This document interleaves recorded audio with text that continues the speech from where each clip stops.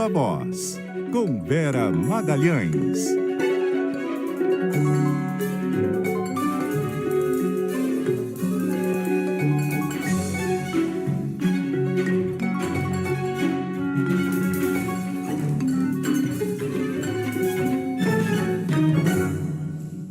E aí, Vera, como está? Oi, Sardenberg, tudo bom? Eu vou bem. Boa tarde para você e para Cássia, boa tarde para os ouvintes e também para quem nos assiste. Boa tarde, Vera. Bem, Vera, na próxima quarta-feira, o Pleno do Supremo Tribunal Federal, do STF, vai avaliar essa decisão do ministro Dino, a série de decisões do ministro Dino sobre os penduricalhos, né? E há toda uma discussão nos bastidores em torno disso, porque envolve o judiciário e envolve também o legislativo, né? Porque é o legislativo que pode ou não estabelecer esses penduricalhos. Enfim, há uma certa confusão aí, um certo debate dos bastidores que você vai nos explicar, Vera. Pois é, no dia 5 de fevereiro, Sardenberg, o ministro Flávio Dino proibiu o pagamento em todos os âmbitos da federação, em todos os poderes, de quaisquer remunerações que extrapolassem o teto constitucional de gastos, ou seja, quaisquer penduricalhos, né? E aí agora, na semana passada, ele editou uma resposta a vários questionamentos que ele tinha recebido de tribunais de justiça, de associações de juízes, de procuradores, esclarecendo trechos da decisão dele e acrescentando que causou muita controvérsia, né?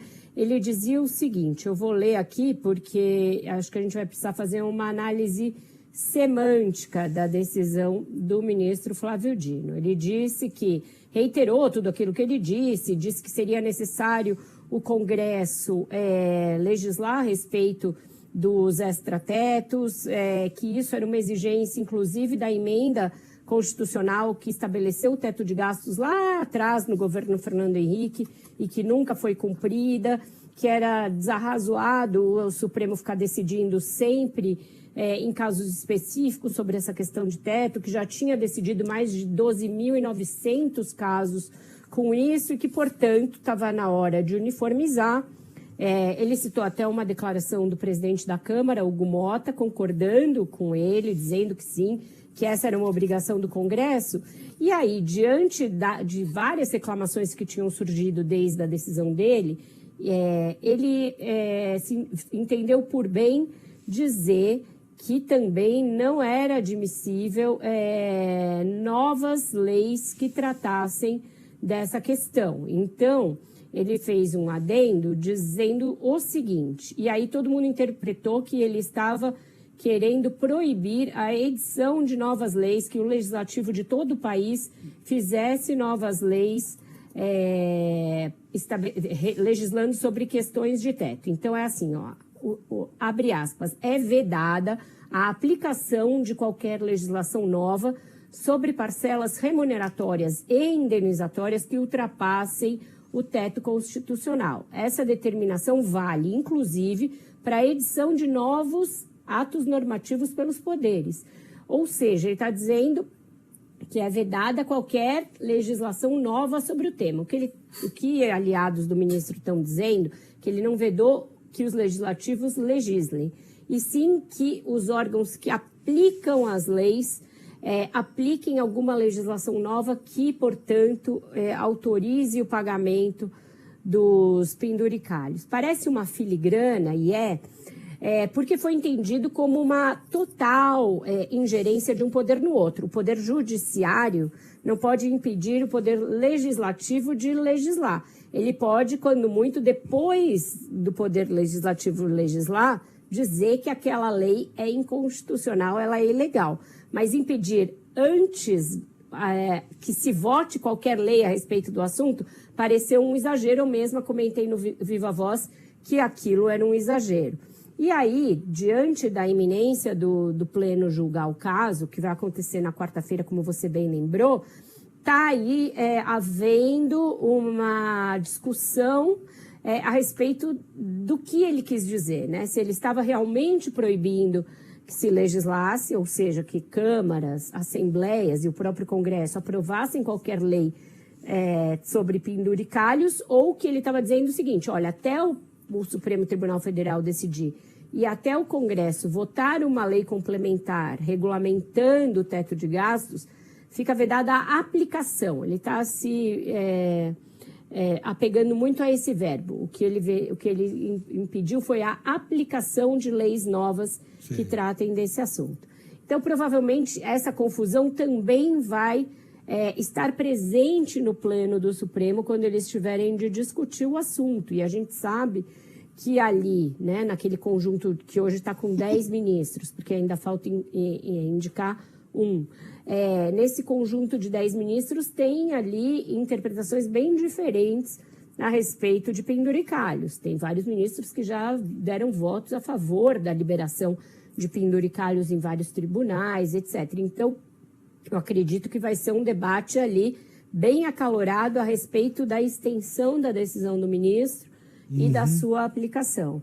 Eu, por exemplo, não arrisco um placar. Eu ia te perguntar agora, mas você tem alguma ideia, Vera, de como deve se definir essa discussão? Difícil dizer, né?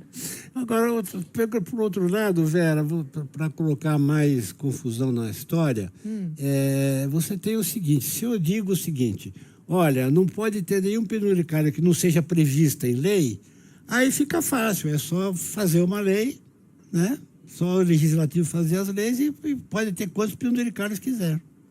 Mas aí que tá, deixa eu responder primeiro para o Sardenberg e depois eu volto em você, Cássia. É assim, não pode estar previsto em lei. E aí o que começou a acontecer? Todos os TJs, por exemplo, estaduais, porque a gente sabe que é no judiciário onde mais se concentram os penduricalhos, começaram a articular com as assembleias legislativas a edição de leis para, entre aspas, lavar aqueles penduricalhos que eles já pagavam. Então, você aprova uma lei específica e, com isso, o penduricalho está, de certa maneira, legalizado. O que ele fez nesse complemento foi dizer, não, você não pode fazer isso. Só que aí foi visto como um exagero ele dizer, ninguém pode legislar nada sobre esse assunto. E o que pessoas ligadas ao ministro estão dizendo não foi isso que ele disse. Ele disse que não pode aplicar novas leis, mas novas leis só existem se elas são votadas pelos legislativos. Então, vai ficar uma discussão meio teratológica ali a respeito do que ele quis dizer. E agora, respondendo a Cássia, é difícil a gente prever como é que o Supremo vai se definir a esse respeito. Tem vários julgados, e ele cita essa jurisprudência no voto dele, no sentido de proibir quaisquer penduricalhos, porque a lei do teto é muito clara, é uma emenda à Constituição que foi aprovada no governo Fernando Henrique. Mas também já houve muitos e muitos casos de ministros julgando em caráter liminar e etc., que reconheceram a validade de penduricalhos específicos, geralmente de TJs bem articulados dentro do Supremo. Então, eu acho que pode haver uma divisão e pode não ser unânime o apoio ao ministro. Imagino que vai prevalecer, porque começou a ficar muito escancarada a farra dos penduricalhos. Então, eu imagino que o voto dele vai prevalecer, mas eu não consigo te arriscar como vai ser essa divisão entre os 10 e qual vai ser o placar. Vera Magalhães. Obrigado, Vera. Até amanhã. Até amanhã, um ótimo jornal para vocês. Até mais tarde no Ponto Final. Até mais tarde, Vera. Obrigada. Até mais, Vera.